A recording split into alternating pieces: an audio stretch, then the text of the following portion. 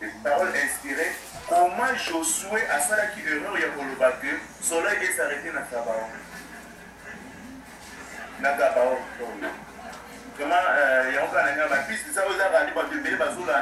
avez édifié, soit dans la Bangwana ou dans Stolongwa, mais ils ont bien sûr que vous pouvez avoir politique, vous pouvez faire une notion où ils ont fait ça pour ça à Bolanda. Pour attaquer Kabalina, vous avez madame en tout cas, ingeta matondo mingi ndeko kinawiki vraiment ndeko Zabwana asiko note bituna ye moko tukutango pese maroba akoyeba kumanola yango alors ndeko mwinda motuna na lombangu ko to pesa vraiment bande kuna biso toujours que na vraiment vers la fin pour bibo bituna ezali matondo nazalaki mo mukena liboso matondo mpe mbote mingi na balandi ya radio na biso mpe na bainvité nyonso to na ningana ozala motuna me na kokende mwa mokela mokuse vraiment motuna nanga ezali epai na papa zamwana bolimbisi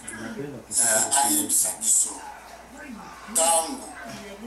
bababilonie bayaki kokanga bana Israël na bowumbu pendant 70 ans série ya baprofete Ezaïe mpe Jérémie. Nzambe na bango Jehova azalaki wapi po na ntina etali alobiki ntango bacolonisateur bayaki na mboka ya mabele ya Congo batata mpongo tulendo bazalaki wapi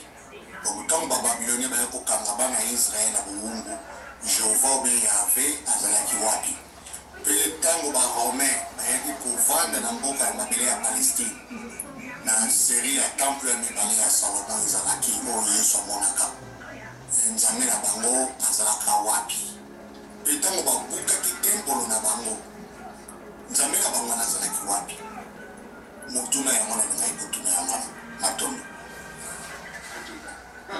mituna yango wana ndeko za bwana ezali somo somo pambate yorubiki ntango bakolonialiste bakendaki kuna na mboka ya Congo bakangi bana ya Afrika bana ya Kachopa na bongo bango na bokoko na bango bazalaki wapi mituna mpe yango ezongeli lisusu epai yango wana tolobaka alors toke nao na lombangu mpenza epai ya ndeko ekomani bweti otomoni ndeko Kongo pemba yebasili kokotela biso topesa na lekumani bweti pamba te yaza nano na mwa ebele peut-être ya koloba ya korepondre mpe ya komanola ndenge ayoki ndeko wa biso tia bwana aoti koloba yo lobi boni ndeko ekumani bweti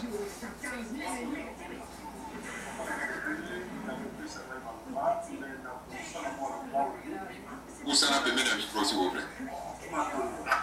natikaki yango mwa mosika nakanisi sikoyo nazali kolimbisi passe primaté natikaki yango mwa mosika nakosala liboso observation moko epai na ndeko na biso Mozali Kalala oyebi na kati na spiritualité un chat on appelle chat serpent babengaka serpent un fou babengaka un fou nakopesa exemple pamba te alobi atalaku yokomoka ndenge wana Yoshua oyo ye aza kolanda mokolo mosusu azoloba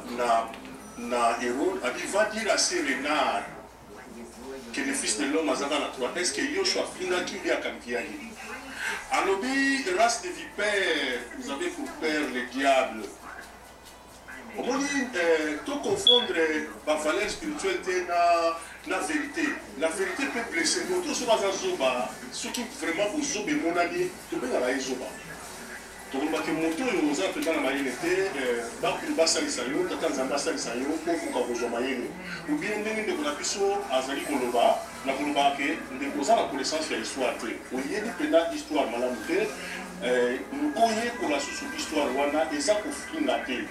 pamba te soki okalifie motu na lolenge ye azaleli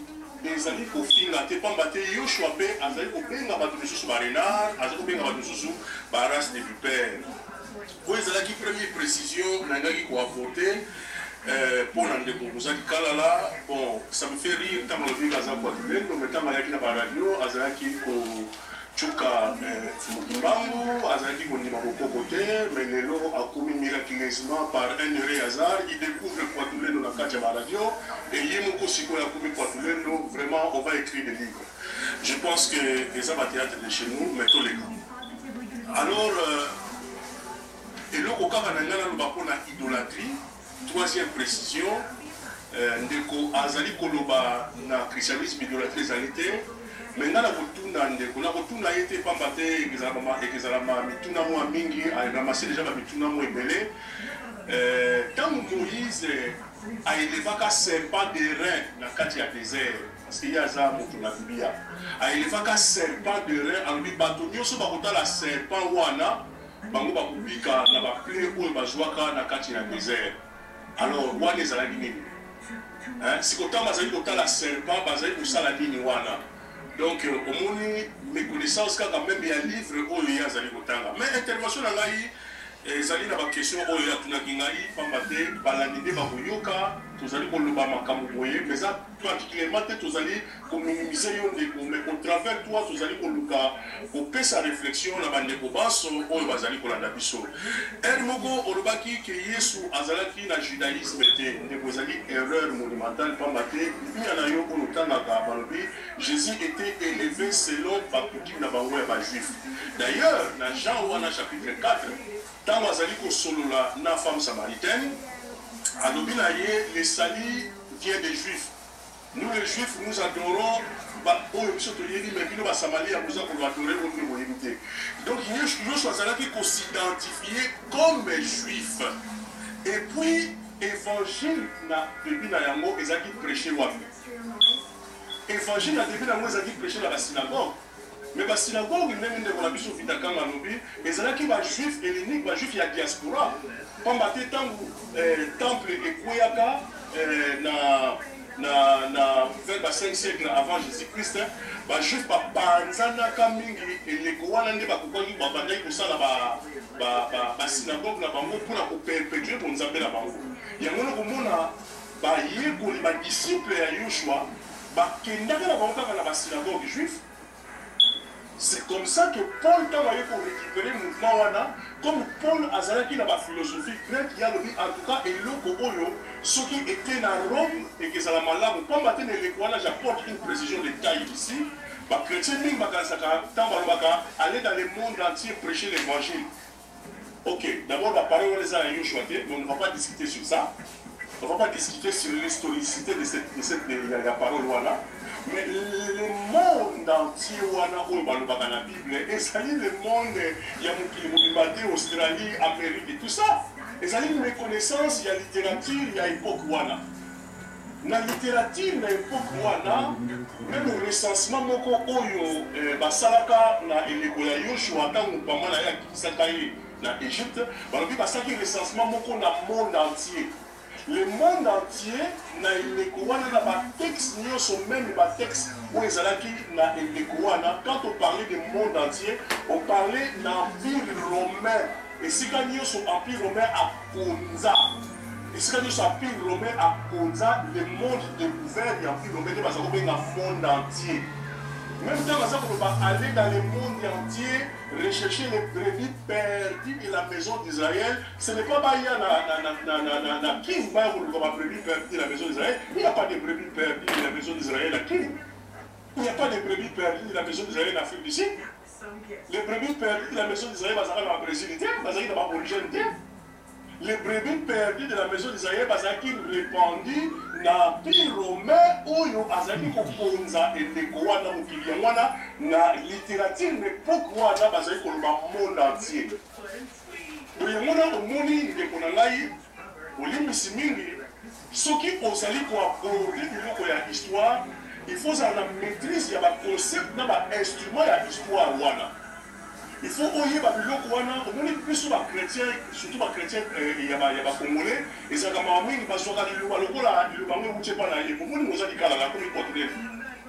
directement comme ça sans transition à se découvert leloko ya portugais biso bachrétien. Donc soki olamuki lobi oloti ndoto esili obandi église toyebaka ta histoire ya église yango te tosinteresaka te bakomaki yango na lolenge nini baeki wani komamaka ndenge nini.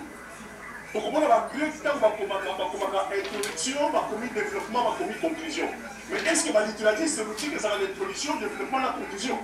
donc pour yekola bible wana fo yekola même littérature sémitique bakomaka yango ndenge nini donc oyeba quelque temps ya littérature wana pour ntango azali kokoma yo soki oza na lunette ya bagrec okomona introduction okomona thèse okomona antithèse okomona conclusion oyo basemite baza mpe mwa te basemite le temps est séculaire donc likambo ye azoloba eza na kati ya noyau et tout autour azopesa baexemple na noyau na ye torah ezali lokola noyau et puis baprophète ezali koexplike mokili ndenge ezali par rapport na noyau wana et puis baécrit historique ezali koya koverifie noyau wana donc bazali na approche moko linéaire te me baza na approche moko cyclique ezalaki presque semblable na mokoko na biso omoni bato baza koyeba eloko baza koloba te namoni bato mosusu balobi awa philosophie ezali